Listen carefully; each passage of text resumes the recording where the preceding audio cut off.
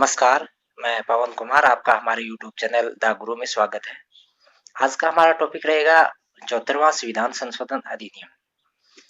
यह टॉपिक विशेष रूप से कक्षा 12 के स्टूडेंट्स के लिए तैयार किया है।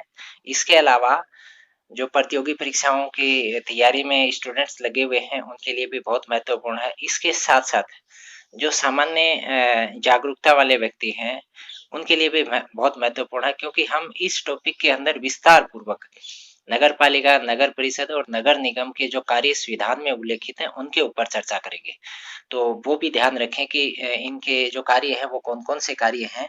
तो इसीलिए सभी के लिए महत्वपूर्ण है और मेरा आपसे निवेदन रहेगा कि सभी को ये शेयर करें और इसको लाइक भी करें और हमारे चैनल को सब्सक्राइब कर लें और इससे संबंधित कोई आपका सुझाव है तो वो नीचे कमेंट बॉक्स में जरूर डालें। चलिए हम प्रारंभ करते हैं आज का टॉपिक 74वां संविधान संशोधन अधिनियम। यह अधिनियम नगरों में स्थानीय स्वशासन को मजबूत करने और उसे एक्टिव बनाने के लिए 1992 में पेश किया गया था। संसद में पेश हुआ था 1992 में और उसके बाद में ये कानून बनकर 1 जून 1993 से लागू हुआ। ध्यान देना, इसकी तारीख याद रखना आप, 1 जून 1993। और इस कानून के तहत शहरी निकायों में 3 तरह की संस्थाएं काम करेंगी। इस बात का इस कानून में उल्लेख हुआ। ये जो प्रश्न है एक बार बोर्ड की परीक्षा में 2019 में आया था, उसमें कहा गया था कि 74वां संविधान संशोधन अधिनियम किससे संबंधित है। तो सीधी सी बात है, नगरों में स्थानीय स्वशासन से संबंधित है या शहरी निकायों के प्रशासन से संबंधित है। संक्षिप्त उत्तर था इसका।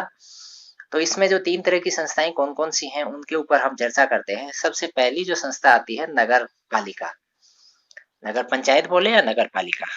इसमें इसके मानदंड क्या है, 10,000 से 1 लाख की आबादी हो, यानी जिन कस्बों की आबादी 10,000 से 1 लाख तक है, वहां पर क्या होगा, नगर पालिका होगी। इसका मुखिया कौन होगा, चेयरमैन होगा। और जनसंख्या के आधार पर इसके जो कार्य हैं उसके यानी इसका जो लेवल है वो अपग्रेड होता रहता है। यानी ज्यादा जनसंख्या हो जाएगी तो इसको नगर परिषद या नगर निगम में कन्वर्ट कर दिए जाते हैं। इनमें भी वार्ड होते हैं। वर्तमान में राजस्थान में 147 नगर पालिका है। ध्यान रखना, ये संख्या इनकी कितनी नगर पालिका है, 147। दूसरी जो संस्थाएं आती हैं वो है नगर परिषद। इसके लिए क्या मानदंड, 1 लाख से 3 लाख तक की जनसंख्या हो। जनसंख्या कितनी बताई गई है, 1 लाख से 3 लाख तक की। इसमें भी बहुत सारे वार्ड होंगे, प्रत्येक वार्ड में एक पार्षद होगा और जिसका जनता सीधा चुनाव करेगी। और नगर परिषद का जो मुखिया होगा उसको क्या बोलेंगे, अध्यक्ष या सभापति। ठीक है, नगर पालिका के मुखिया को क्या बोलते थे, चेयरमैन। नगर परिषद के मुखिया को क्या बोलेंगे, सभापति।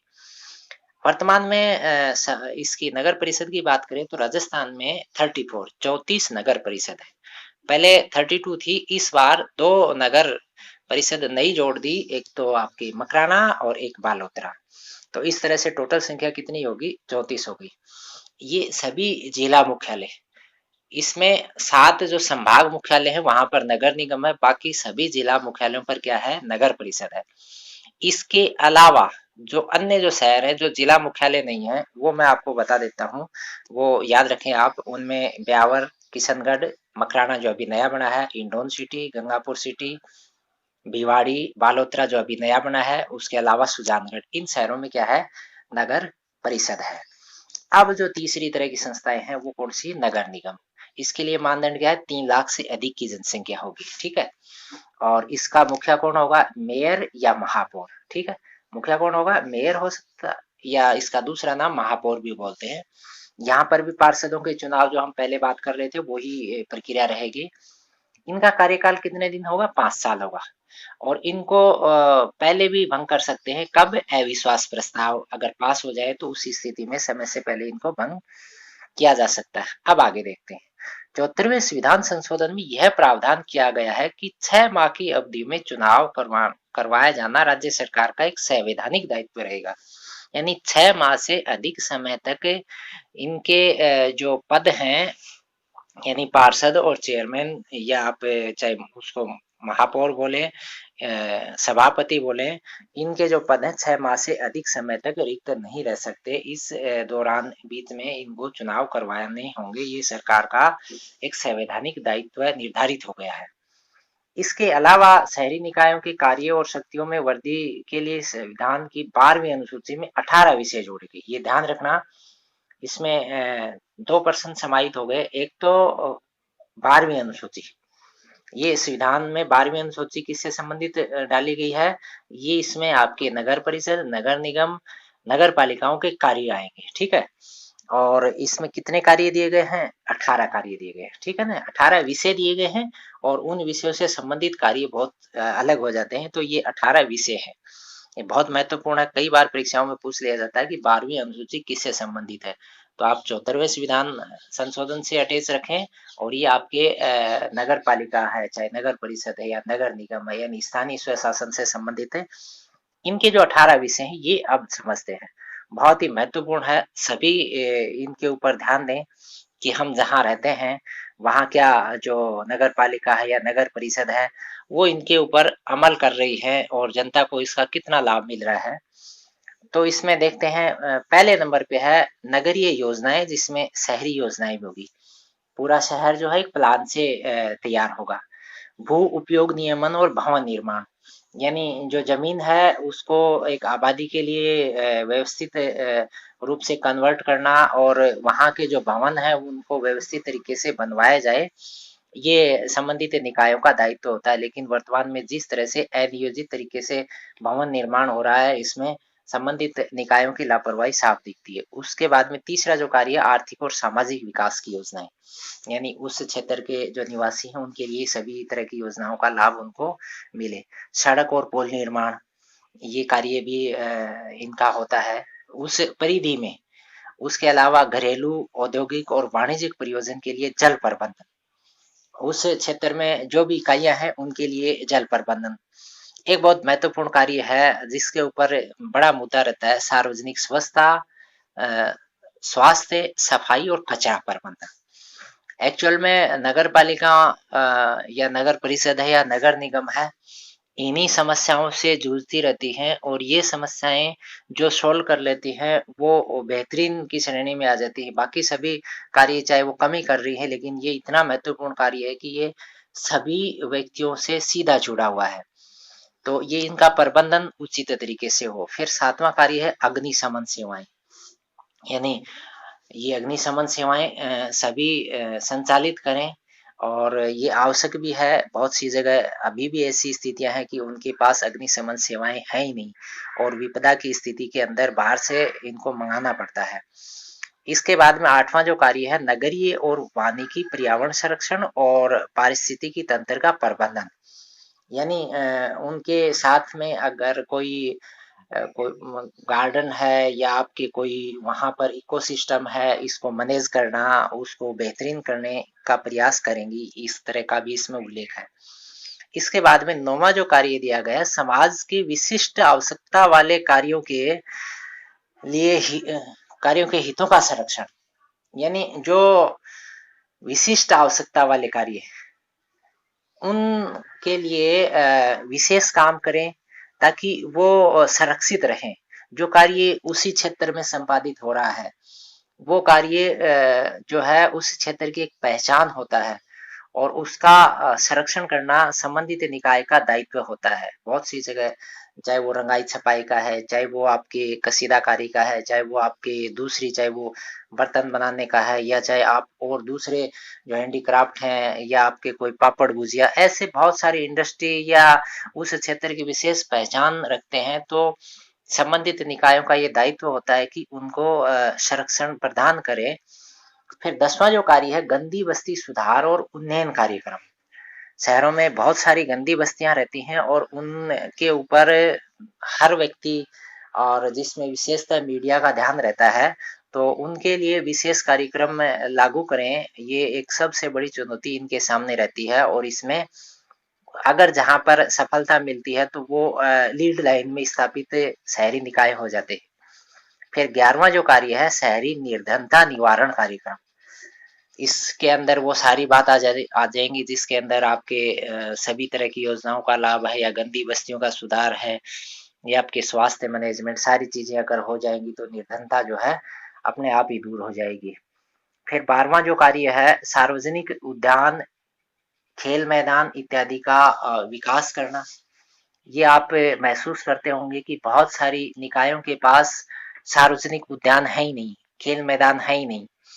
यानी वो कॉलेज या स्कूल के खेल मैदानों के भरोसे जो है गतिविधियां संचालित करते हैं। सार्वजनिक उद्यान यानी जिसका रख रखाव खुद नगर पालिका, नगर परिषद या नगर निगम, मुख्यतः ये समस्या नगर पालिकाओं के पास ज्यादा है। यानी उन्होंने कॉलोनियां जो है वो काटने के ऊपर ज्यादा ध्यान दिया है, बाकी वहां पर इस तरह की सुविधाओं को विकसित करने पर ज्यादा ध्यान नहीं दिया। तो ये एक बड़ा इश्यू है, और ये धीरे धीरे क्या है कि ये इश्यू जो है जनता के सामने एक बड़ी समस्या पैदा करता है। फिर 13वां जो कार्य है, सांस्कृतिक, शैक्षिक और सौंदर्य परक पहलुओं का विस्तार करना। यानी वो जो क्षेत्र है वो इन सारी चीजों, ये विशेषता मानव को मानसिक संतुष्टि यानी मानसिक रूप से उसको स्वस्थ रखने के लिए बहुत महत्वपूर्ण पहलू हैं, और इनका विस्तार करना इनका दायित्व होता है। इसके अलावा 14वां जो कार्य या विषय की बात करें, इसमें शमशान, कब्रिस्तान, विद्युत सौदागरों की प्रबंधन करना, ये बहुत महत्वपूर्ण है। इनके अंदर आजकल जिस तरह से विद्युत सौदागरों की मांग बढ़ती जा रही है, क्योंकि वर्तमान में जिस तरीके से कोरोना महामारी के दौरान बड़े जो आपके महानगर हैं उनके अंदर जो स्थितियां पैदा हुई हैं, वहां पर इनके ऊपर ज्यादा विकास के लिए भविष्य की योजनाओं में इसको विशेष जो है प्रायोरिटी देने में सभी विश्वास करने लगे हैं, और स्थानीय स्तर पर भी इन चीजों को ज्यादा बढ़ावा देना होगा, और इसके लिए संबंधित निकायों को आगे आना होगा। फिर काजीगृहों का प्रबंधन, फिर जन्म मृत्यु का पंजीयन, ये काम बखूबी होते ही आते हैं। फिर 17वां जो कार्य है बहुत महत्वपूर्ण है, road light, parking, bus stop जैसी सार्वजनिक सुविधाओं का विस्तार। ये जो काम है ये भी संबंधित निकायों का होता है, वो इनको विस्तार दें, यानी इनको बहुत व्यवस्थित तरीके से, ताकि आम जन को है इसका अधिक से अधिक लाभ मिले और असुविधाएं कम हो। फिर जो अंतिम विषय का जिक्र किया गया, वधशाला और चमड़ा उद्योगों का विनियमन, यानी इनको कंट्रोल करे।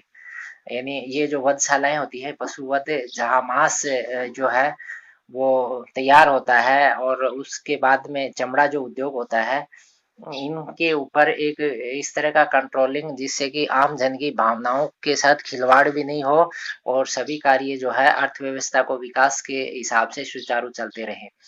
तो ये विषय जो हैं, इन विषयों का जो जिक्र है यहाँ किया है, ये विषय इतने महत्वपूर्ण हैं, एक एक विषय को आप बारीकी से समझेंगे तो इनके अंदर बहुत गहरी बातें समाई हुई है। अगर ये सभी कार्य संबंधित निकायें करती रहेंगी तो वो टॉप लाइन में होंगी, और आप वहां पर जो रह रहे हैं तो आपका जो जीवन है सुखमय हो पाएगा।